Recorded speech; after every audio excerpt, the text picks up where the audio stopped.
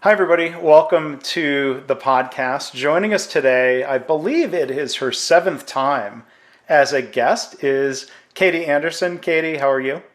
I'm great, Mark, and I'm thrilled for Lucky Seven to continue our conversations. We'll see. We'll learn how superstitious you are someday if we're getting to episode 13. In a couple of years. Ooh, yeah, maybe we'll just jump right ahead. But Katie, you probably, as listeners, know her as I do from the Lean community. Katie is a leadership coach. You can find more about her work at her website, kbjanderson.com. Her book that she authored is just over a year old.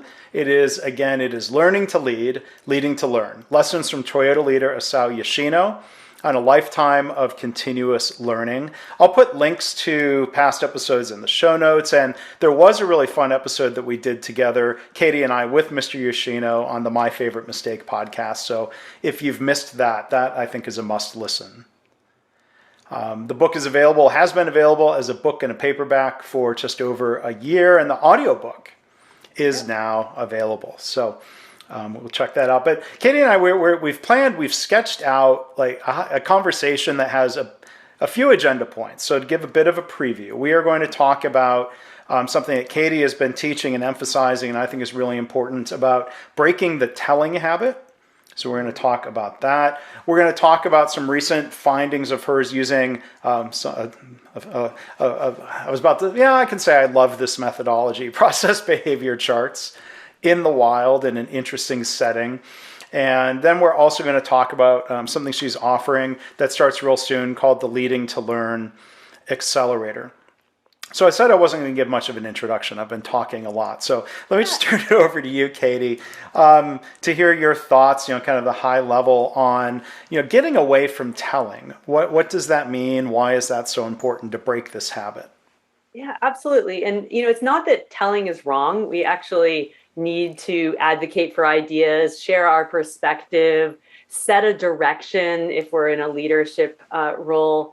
But it's that we have an imbalance in our habits. So we just over practice telling and we forget to ask more. So we are forgetting to be curious, to lead with inquiry. And one of the biggest things that I find is a disconnect for people is that they want to help others learn and develop and, solve problems. Yet we don't even realize sometimes that we're either telling in disguise by asking leading questions, or we're just under so much pressure that it feels easier to tell in the moment. But then we're sort of self-creating this experience where people are expected to look to us for all the answers and not developing their own capability and confidence for that too. And so if we can get better at balancing that equation between the continuum between telling and asking, we're going to be more effective at solving more problems and not having the burden all on us as well. Yeah. So there's a lot to unpack and dig into there around that topic. It's always good to get that reminder because, the first thing I'll just kind of bounce back at you when you say, it's this habit. What I've learned from the study of a field called motivational interviewing that we've talked about sometimes on the podcast with different guests, there's this term that they call the writing reflex. Not writing like writing a blog post or a book, but RIGHT, writing reflex that is very much a part of human nature. I'm curious if you've got some thoughts on that idea of, it's not even a habit that we've picked up, it may be somewhat innate. Can you tell me more of how they describe, like, how do they define this writing habit, reflex? It's a different way, I think, of describing telling. Let's say whether it's a counselor, telling the patient what behavior changes they should make in their life, or in the workplace, a leader telling the managers, you're trying to correct some situation, and as a counselor or a leader or as an executive, you may feel like, well, look, I've got experience and training, and I have the answer. I'll just tell them what to do. Yeah, it'll be right. It'll be efficient, quote unquote. Well, I think this gets back to there's a difference between sort of coaching for performance and coaching for development. So the coaching for performance is more of that writing. Where I almost think of my Darumas in the back here behind me that where they write themselves up. We need to get them back up, get to the standard, get to the thing that was supposed to happen. And yeah, so there is more telling necessarily there. We need to correct something that's not performing how it is. And maybe there is some sort of urgent need to do that. However, we forget often about this coaching for development, which is allowing people to have the space for learning, a little bit of struggle, a little bit of uncertainty, not having the right answer immediately. And our habit is to jump in because we're so trained and conditioned to be always sort of going for the performance, is giving that space for learning. So a few things on that. I have a 7-year-old and a 10-year-old right now, and we're working on a lot of math, and they always come to me and want the answer for math. Well, if I only just give them the answer, which there is a right answer, that's great. It shows that I know the answer, but I'm not really helping them learn the process of learning their way towards the answer. And so it's about how do we as leaders and people start to check that innate desire to sort of give the answer and help someone, knowing that actually perhaps it's more helpful to support them in the process of learning than just giving them the answer as well. Yeah, and I think there's a time and a place. So let's say I was cooking, as I tend to do, and let's say I had a cast iron pan that had been in the oven, because sometimes I'll cook that way, and I'll put it up on the stovetop. If my wife, not being aware of how I was cooking, was starting to come closer, I would certainly tell, don't touch that pan. Right. It's super hot. That's a time for telling. That's a time for telling. Yeah. But I think there are the more typical cases. I'll use a real example because I just wrote a blog post about this. Somebody from a healthcare setting reached out and had a question about Kaizen, continuous improvement ideas, and whether they should offer incentives. And so I think she was very clearly looking for an answer. But I tried to ask some questions and shared, there are some pros and cons. There are different schools of thought. I mean, I think ultimately, I was trying to put it, I don't think it was annoying. I think it was well received. Putting it back in her camp of, here are some things to consider. You'll have to make, you and your organization will have to make a decision. Yeah. Well, something, and it may be a little more challenging if it's just like one email question, but something I found helpful is always to ask a question before giving your insight yourself, because often when people ask a question, they've done some thinking about it. So if we can ask an open-ended question to say, well, what have you been thinking about this? Or what's one thing you've tried in your organization so far? Or what's a dynamic that's challenging for you about this? You learn a little bit more behind the question. And a lot of times people end up really answering their own question, or at least partially answering their own question. So, that's great too.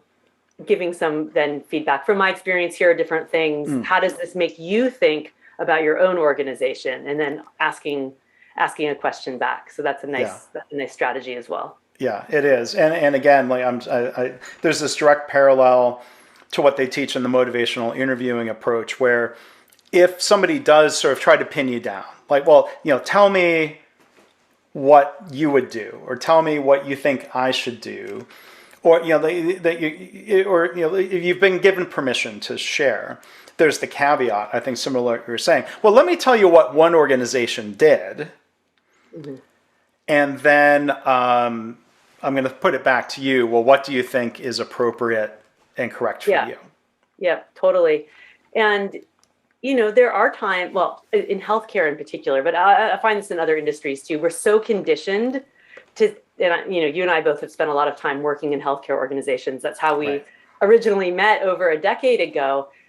We're so conditioned for this under the pressure that everything is this emergency that has to be fixed now. And so we get habituated to this sense of crisis where we all have to show up as the experts and put out this fire now. Because of course we don't want, something where your wife's going to get her hand burned, or something's going to something's going to happen to the patient. Of course not. That is not the time for some open-ended inquiry questions. However, we end up in this state of seeing everything as something that has to have the answer right now. And that's where we miss out on that learning. And we talk about the scientific method, the study part, the questions that come through studying, reflecting. That's where we actually learn and can make those adjustments for the future. And so where can we ask a few more questions that are not leading questions, not Right. closed-ended questions, true open inquiry questions asked to help the other person think, and then feel comfortable with our discomfort in seeing people not have the answer immediately. Because that's Right. on us. We get uncomfortable because we want to help people. And, if you're like, oh, you don't have the answer right away, that's actually great. That means there's a little bit of thinking that's happening. And so where do we Right. give those spaces a little bit more?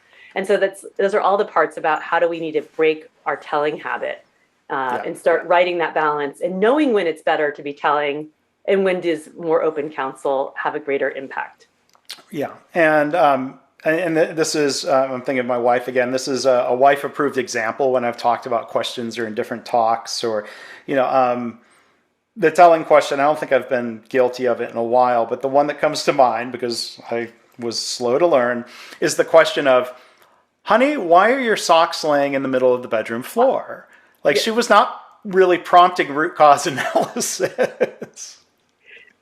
No, well, so when we ask why questions, when it's not really asking about causation, it can also imply judgment. So, we've got to be careful about those why questions. They're super important and helpful to really understand cause and effect, but when asked to an individual or a group can feel judgmental at times when we haven't clearly defined a problem yet.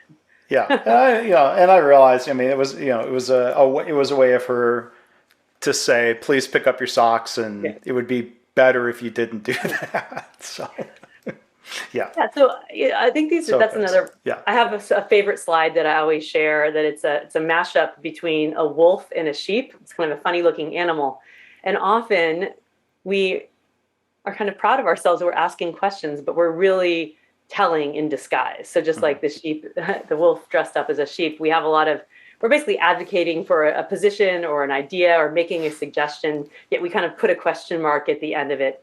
And it just as you said, it kind of lands sort of in a disingenuous way.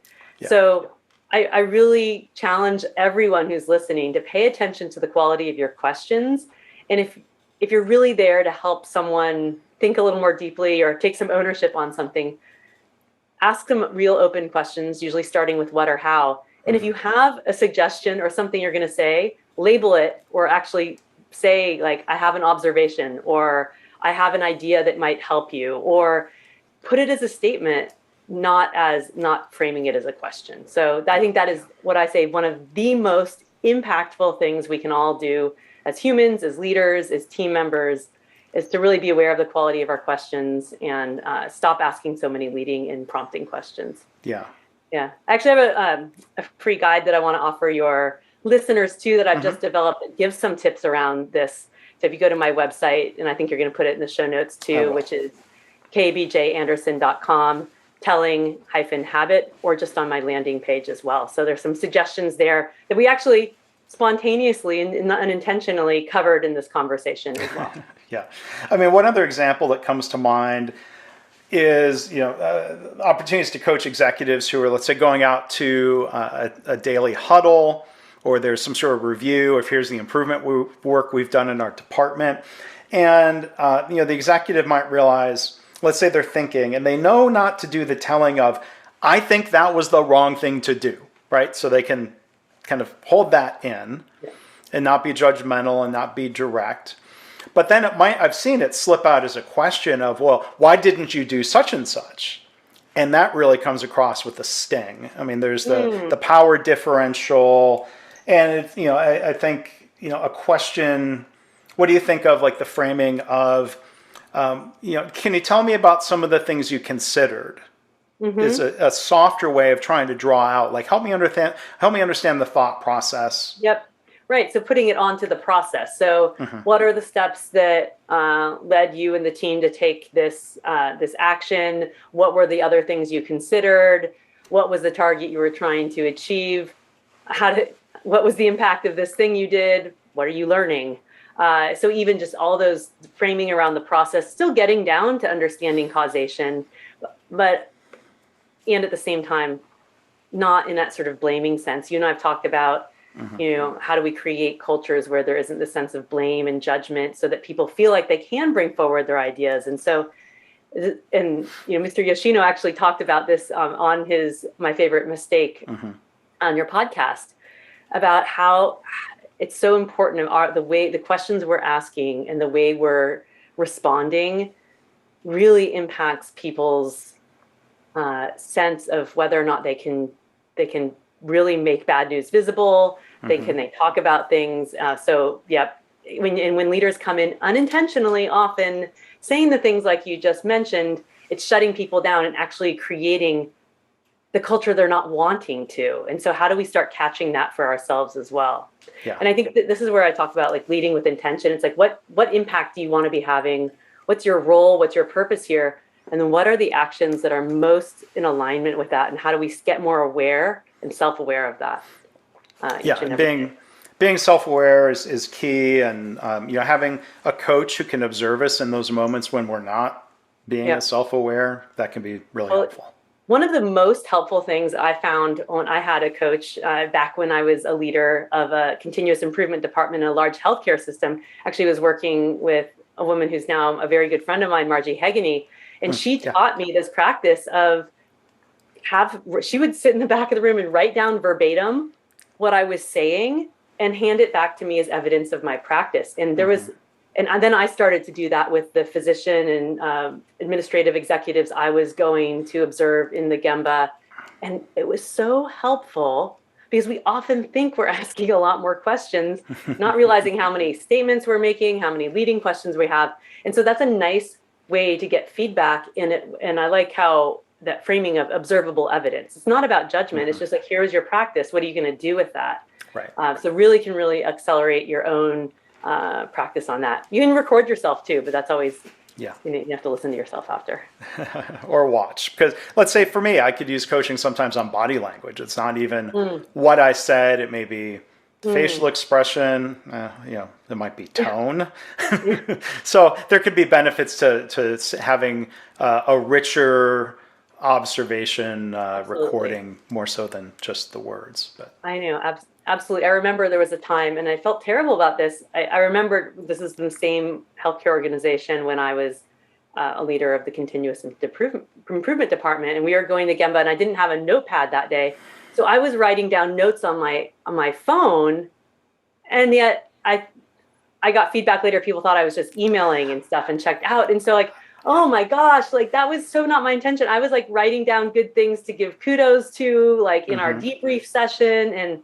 And so appearances matter. And so like, I was like, okay, in the future, if I don't have a notepad, I'm not writing something on my phone because people assume that you're doing something else. And so it's really, and I think those are those unintentional things that can happen.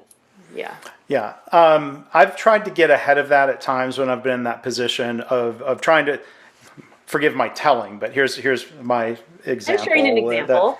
Of trying to get ahead of it by proactively, like if it's a small enough group, of letting people know, just to let you know, I'm in a position where I'm going to be taking notes on my phone. I'm not texting. I'm not emailing. I just want to let you know this is how I'm taking notes. Absolutely. And labeling what you're doing on all dimensions can be really helpful. So we often make assumptions people understand the motivation or the reasons behind what's happening. When I facilitate an event, when I'm coaching someone, or even in a one-on-one session, I will be transparent and actually label what I'm doing. And it even in the beginning felt weird, but it models the behavior that you're wanting to have. So I'm taking notes. This is what I'm doing. I'm doing this so that I can give you feedback later. Or I have a clarifying question, or I see that you're really stuck here.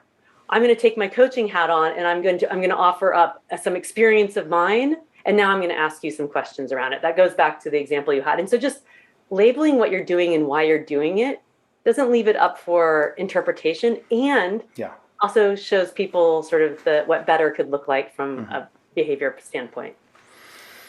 So there are two other questions I might come back to, sort of unpacking or kind of follow-up questions on some of the things you shared about breaking the telling habit. So in the name of transparency, and because we were talking about typing on phones is quiet. And I'm going to catch Katie by surprise here, but she had done an andon cord pull. So let's give people a little behind the scenes, making the sausage that is a podcast. So Katie kindly put into the chat, she typed, "We can hear you when you type, FYI," which is true, because I know that. So thank you for pulling the andon cord. I do have the ability to edit that out in my audio track. So if I'm typing while you're talking, but I do apologize if that's a distraction for you or other guests. So this is something to kind of help coach me through, or at least help think through for a minute.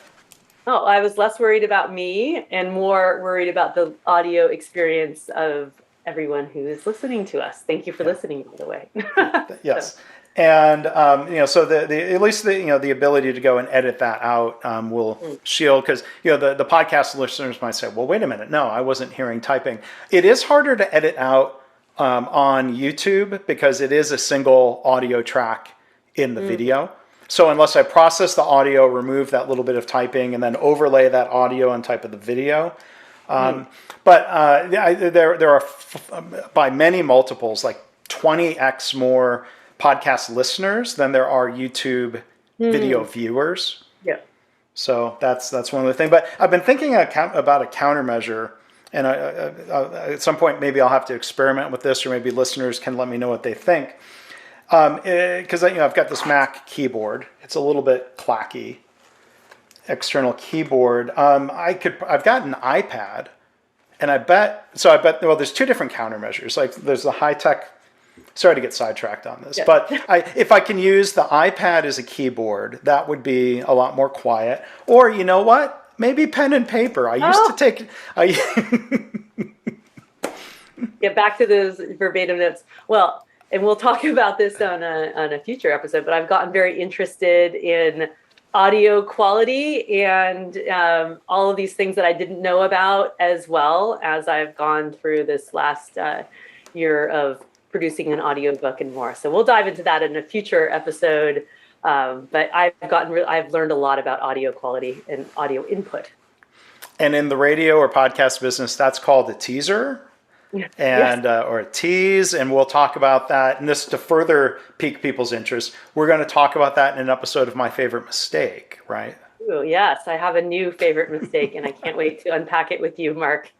There's no one else that I would enjoy more to talk about this with than you. Well, I look forward to doing that and sharing that with folks. So, well, thank you for indulging me in that little detour, thinking about typing and countermeasures and problem solving. I'll figure that out. But I transition to the thing that was giving me a dance of joy around problem solving and understanding inputs to data and other things. So do you want to frame this, or do you want me to dive right in? I'll let you dive in. I'm going to hold these other questions if we have time later about going back to telling. So go. Great. Well, I was just doing exactly what that was not an open inquiry question. I was giving Mark a multiple choice. Would you want to do this or this? Which was fine, because there really were two options here. But then if you were looking to problem solve, that would not be that. So, but here I've been a long advocate. I'm holding up for those of you on YouTube of Mark's Measures of Success book, and have recommended it to especially many. I'm involved in a lot of healthcare organizations, and in fact was on a board of a hospital and now a small nonprofit. And in my organizations I work for too, they use the process behavior charts because, and this is what you talk about in the book, always responding to like little blips in the system when it's actually normal variation. And so I've been thrilled the last year, or maybe a little bit more, that the executive director of the nonprofit, who's the board that I'm on, the Mother's Milk Bank, he uses the process behavior charts, and it has made our conversations that much better because we're not responding to little blips. And actually, he had his process behavior charts up about last 2 months' performance, and everything was in normal bands. And then there was one thing that was a definite outlier, and he said, this is really exciting. For X, Y, and Z, but now I know I can dive in. I really want to understand what were the factors that might have caused this to be outside the bands. Whereas before we just say, oh, that's great. It's performing as expected, blips up and down, but we're not reacting, or we're not spending time focused on things that are actually normal, rather than outliers to really address them. So I want to say thank you, Mark, for your book and your work, because it's made it easier for me to advocate for those leaders that I work with to be more effective in how they use and respond to data. Well, thank you. And when Katie told me about this the other day, in my head I was doing a happy dance. I'm not a literal happy dance person, but I try not to dance. I'm not. Yeah, it's not good for me. Come to Japan though, and when we go to karaoke, you may dance a little. I'll definitely sing, and that's not good either, but you have to. So the outlier that you described, was that an outlier in a good direction? It was. It was in a good direction. It was looking at, there was a reason that had much higher performance than past months, and was really curious on what the reasons were for that. And did they figure it out to a point where then they could make that repeatable and try to keep performance where it was? It was just recent performance. So now, between now and our next meeting, he's going to be diving into doing some understanding of the factors that impacted that.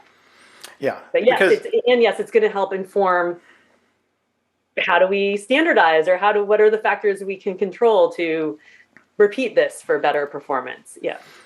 Because sometimes people there's maybe a bit of a misunderstanding where people say, well, we've done the charts are technically correct, the math is right, but it's a tool to help us understand when we should be investigating cause and effect relationships. We can call it a root cause, whether it's in a negative, bad direction or in a positive direction. But to your point, again, Katie, to recap it for folks, not trying to explain every small, typical routine up and down in the variation, but channeling those efforts into a time when we have an outlier, aka a signal, that tells us, oh, there is something worth investigating here. Yes, and also, like, from a board member's perspective or an executive team, like, how do we put our energy towards the things that are actually going to potentially impact things in, well, I guess positive or negative, but putting our problem-solving energy to things that are truly possible causes rather than normal variation, which is just we're doing business as usual. So it's been really, really helpful. And I was sitting here and I did do a little dance of joy for myself, because it makes our conversations that much more meaningful. And so thank you. Oh, well, thank you. And I mean, it's just great to hear those applications, because I think, without process behavior charts, you and other board members might be in a situation where, I don't know, I'm making it up, they review 10 key metrics and 5 of them are worse than last time and 5 of them are better. And is there really an explanation? And how your energy gets so diluted across all of that. The hospital whose quality board I was on for years, that was a challenge of ours. And they did start implementing process behavior charts in the last year that I was there, and it was helpful. It cut down on the noise of our discussion too, or like sending the executives off on some, I guess, not really worthy exercise to report back to us when it's really, not going to have anything meaningful. So how can we ask more effective questions in those situations too? And then how do we use data to help us understand what questions we should be asking and where we should be focusing our energy of asking questions? Yeah, because the chart will tell you there's a signal. Something changed significantly in the system. The chart doesn't tell us what changed. So going to Gemba, asking questions, our knowledge of the system is really important. The chart doesn't manage the business for us. It's a tool. It's a signal to us. It's almost like pulling the andon, or saying, "Yep, this is something worthy of looking into."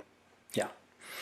Well, and I told Katie the other day, it's just going to turn into. I've got an example of seeing essentially a signal on a process behavior chart, And one of those charts I look at is the number of downloads, listens for the My Favorite Mistake podcast, because I've been trying to grow that podcast. I think it's really good. I'm trying to put people like Katie and Isao Yoshino in front of, or into more ears. And the podcast host generates charts automatically. Now, I look at them as basically a run chart, but I'm trying to look at it like it were a formal process behavior chart of looking for fluctuation. There was one big, huge spike in listenership kind of early on, and I call that the Billy Taylor effect, because that was the episode when Billy was the guest, and he's amazing, and I think he has a lot of followers, and so a ton of people listened. But that was truly a special cause, as we say in process behavior chart land, because a lot of those people didn't subscribe and keep listening to other episodes. But I saw, with a couple of recent episodes, I'm like, the number of listens in the first 3 to 5 days was about half of what it typically was. So it really did seem like a statistical signal worth investigating. And so then you've got to piece together the cause and effect. And I'm trying to think, well, what changed? So one thing that changed was that I had gotten some advice that said, when you release your episodes, don't just always use the same generic podcast image.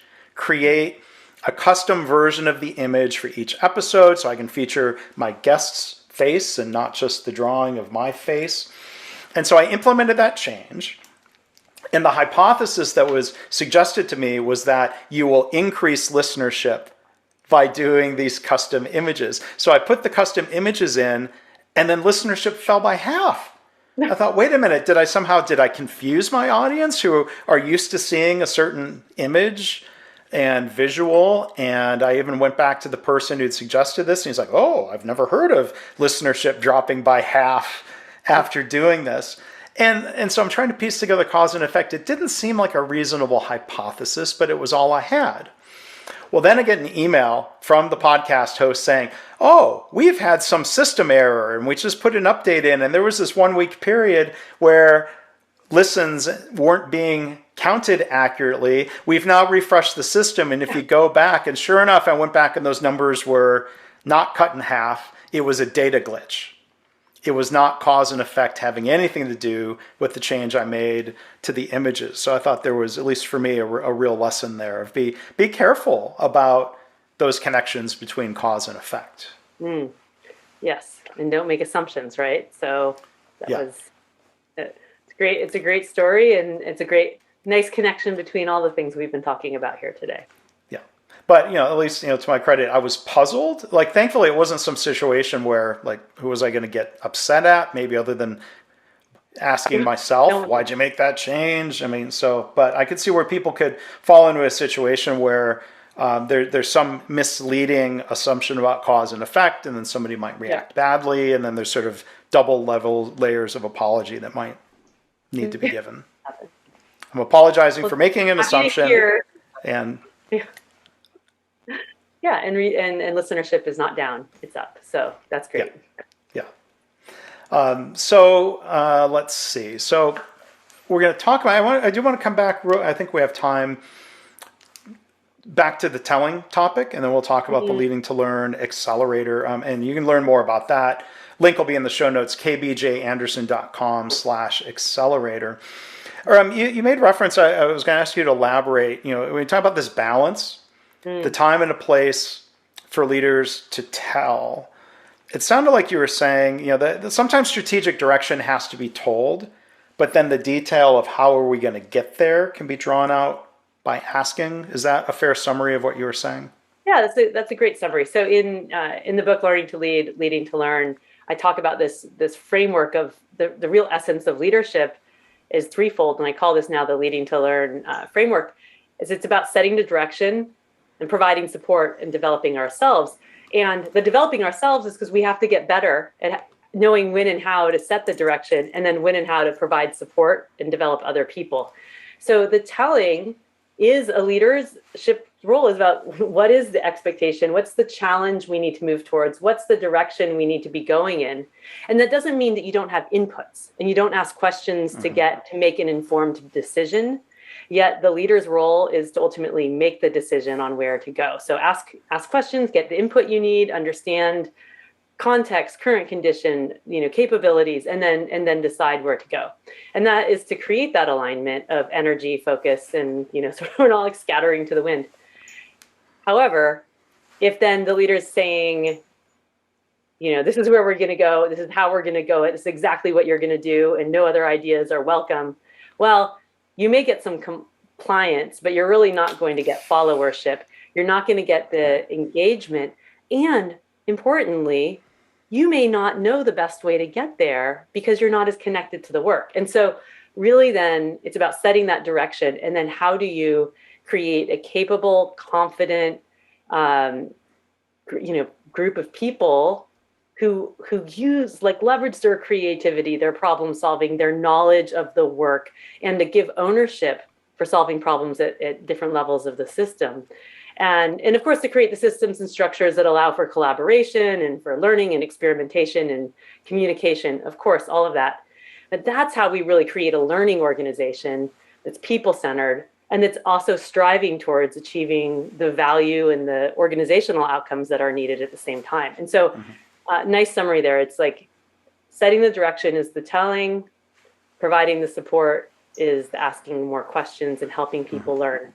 I do want to put a caveat in there too, though, that leadership's not just then about supporting people is not just only asking open questions. So when somebody's new or doesn't know how to do something, there is a time to be more directive and more teaching, so more instructional, but it's with the purpose of learning and not a purpose of taking over the responsibility or the ownership of that problem or situation. So it's about navigating what I call these leadership and coaching continuums of when to be directive, when to be more telling, when to be more open and asking. And it's all about your intention about how to help the other person become more capable and confident to solve the problem they have responsibility for. So. Yeah, you sort of answered the other question I was going to ask of, scenarios where being in the other extreme, being out of balance, only asking questions sometimes can be annoying. Oh, totally. And I see this. It's like then we go the other way. So this is a balance. We need to know when to ask and when to tell. We don't want to always be asking, nor do we always want to be telling, right? And so when I've seen the opposite, that scenario just we're laying out happen especially when people are learning how to be a coach or how to be a leader who lead with humility, then they think, oh, leadership or coaching is only asking questions. Or then people are like, I need you to tell me where we need to go. Or I actually don't know how to do this thing. And then, well, what do you think? And you're like, no, I really need some help here, help in a different way. And so I think the art of leadership and the art of coaching is knowing how to navigate these continuums in service of the other person. It seems like there's a difference between something that's just strictly skills or knowledge based versus something where we're on the frontier of having to figure it out ourselves. Like I think of one coach I've had in my life was a tennis coach, taking tennis lessons as a kid or playing on a team in high school. And I'm just trying to think of a scenario. Like if, let's say, someone handed me a tennis racket the first time and I were to ask reasonable question, well, how should I hold the racket? I wouldn't want the coach to say, well, how do you think you should hold it? No. What experiment will you try next?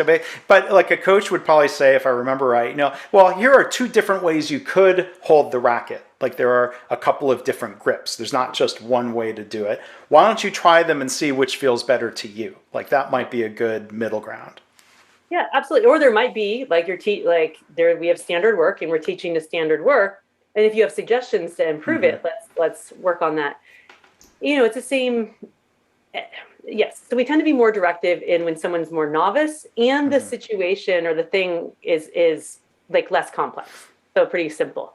However, as we get to more complex problems or complex situations, we need greater thinking.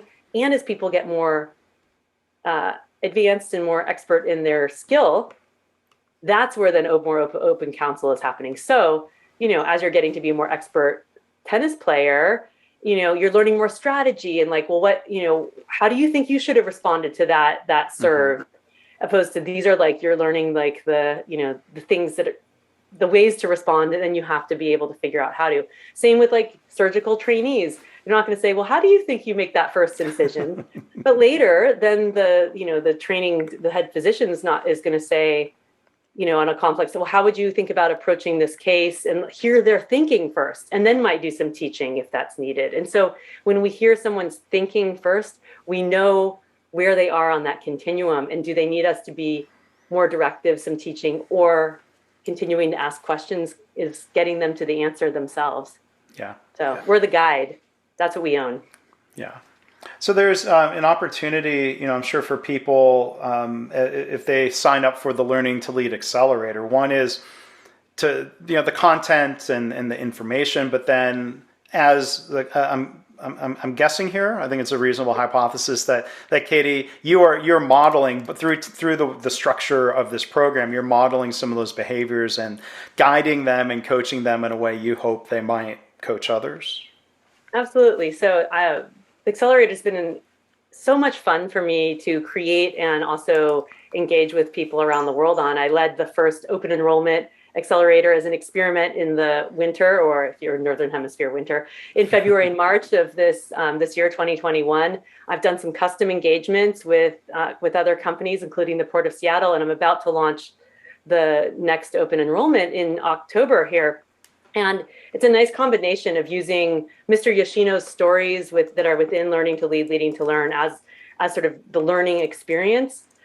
And then I have recorded sort of mini workshops and modules where I dive into these topics. And then we have opportunities for group coaching where I'm there facilitating, there's reflection, and I'm modeling the way. I do exactly what I just talked about, where I label what I'm doing and why I'm doing it. We dive into these topics. We have practice. And so we also create community with leaders and learners around the world, learning with and from each other, like this chain of learning that Mr. Yoshino and I talk about.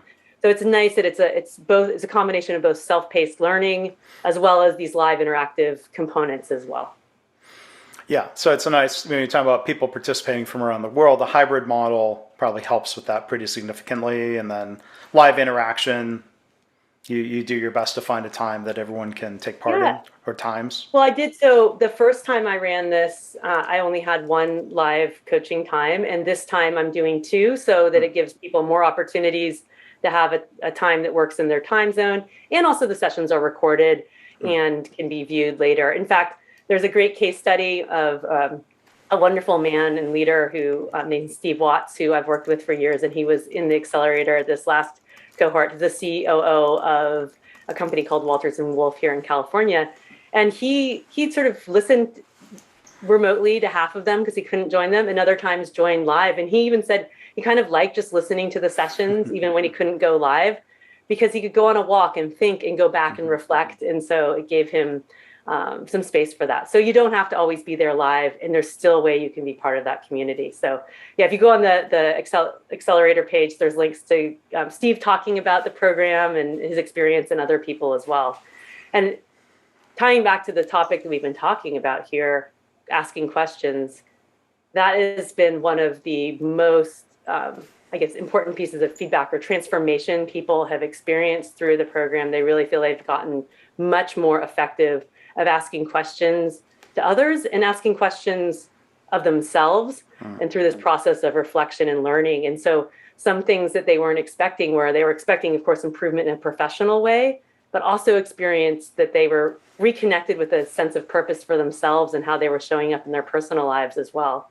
And I think that's so true, that we don't, we are whole people, and we can, the things that we learn at work will also cross over to our personal lives and vice versa.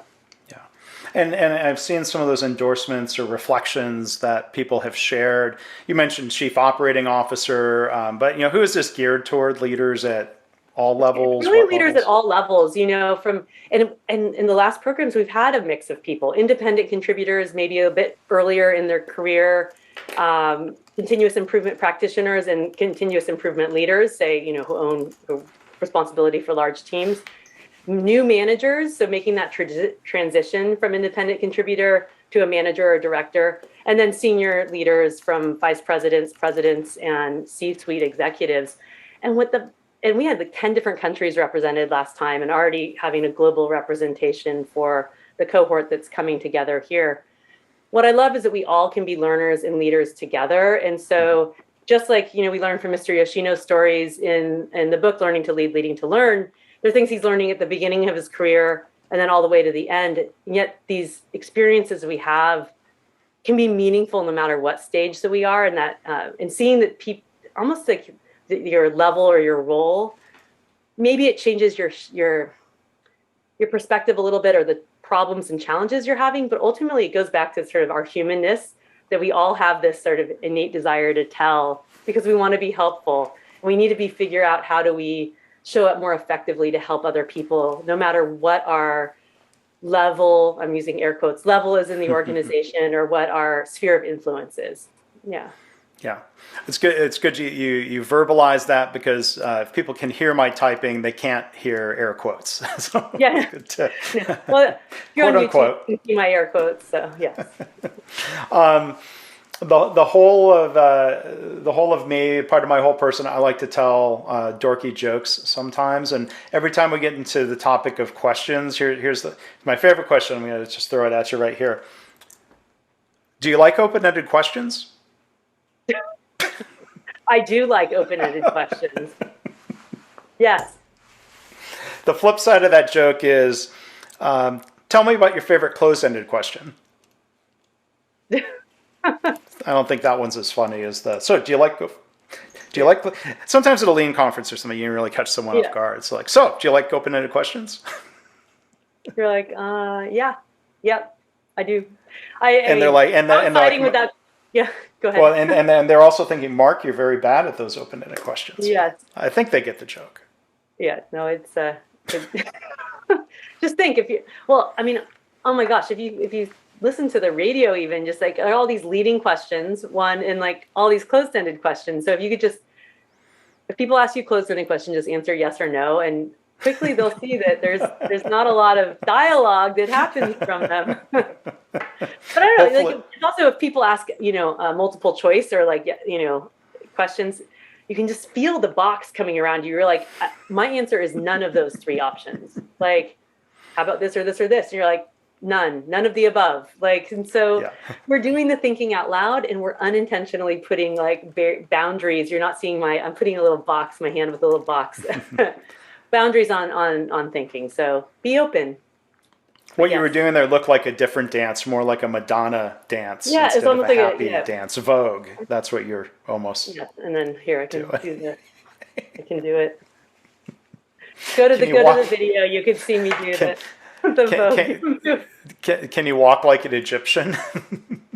Oh, yeah, this might be taking it too far. I'm dating myself with an 80s reference. I can edit that out. You and I are of the similar years, so. Yeah. All right. Well, Katie, sorry, you caught me at the end of the day here, so I get a little silly or slap happy. Thank you for humor. You're being a good sport. Oh, always. A little laughter goes a long way. So I hope you're all laughing as well along with us. And if you can get if I can generate a little laughter, that's a victory. Some people generate a lot. Laughing at you, laughing with you, Mark. So there you go. Joke's on me. No. Yeah. But Katie, thank you. This has been fun. Again, Katie Anderson is our guest today. You can find her website, kbjanderson.com. The book, if you don't know about it, you should go and learn more. And if you haven't read it, please read or listen to it. Learning to Lead, Leading to Learn, Lessons from Toyota Leader Isao Yoshino on a Lifetime of Continuous Learning. And Katie's holding that up in the video. And you can learn more about the Learning to Lead Accelerator, kbjanderson.com/accelerator. And also in the show notes, as a reminder, there's Katie's free guide on breaking the telling habit. You can find that link as well. So Katie, thank you for sharing all that. Thank you for sharing some thoughts and stories and tips here today. It was fun. Thank you. It was fun. Thanks for talking about one of my favorite topics and asking some great questions, Mark. You're welcome. And some bad ones too, but. Time for the debrief. We'll hear about which were the bad ones. All right. Let's do it for the blooper reel. Thanks, everyone. Looking forward to connecting with you.